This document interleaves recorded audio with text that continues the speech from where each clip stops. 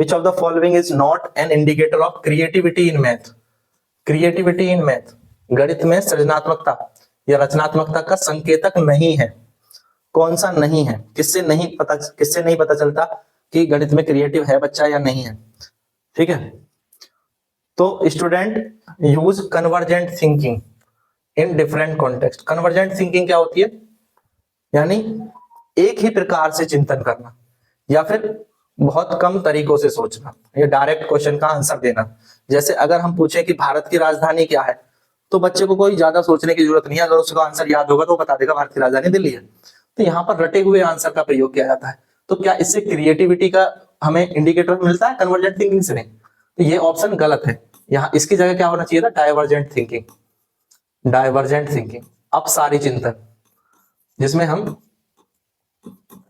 एक ही सवाल के कई भिन्न भिन्न तरीकों से सोच करके उत्तर दे सकते हैं, या एक ही समस्या के कई भिन्न भिन्न तरीकों से हल कर सकते हैं। किसी समस्या के अनेक प्रकार से हल निकालना, उसको अनेक प्रकार से विचार करना, उसको कहते हैं डाइवर्जेंट थिंकिंग। और डाइवर्जेंट थिंकिंग ही क्रिएटिविटी को पैदा करती है।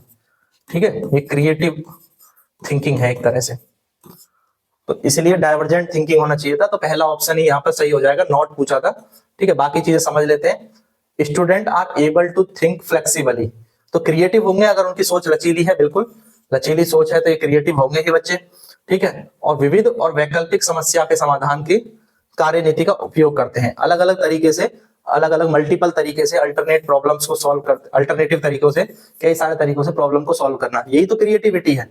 ठीक है, और स्टूडेंट्स क्वेश्चन पूछते हैं। ठीक है, और अलग अलग सवाल उठाते हैं। तो यही दिखाता है कि बच्चा जो है मैथ में सोचता है, मैथ को लेकर के क्रिएटिव है।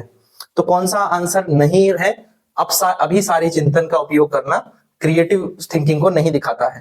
ठीक है, अब सारी चिंतन दिखाता है। तो ऑप्शन फर्स्ट करेक्ट हो जाएगा।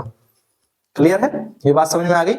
अगर यहाँ पे अब सारी चिंतन दिया होता तो फिर तो सही हो जाता, बट यहाँ क्योंकि अभी सारी चिंतन की बात हो रही है, कन्वर्जेंट थिंकिंग की बात हो रही है, तो वो गलत है। ठीक है।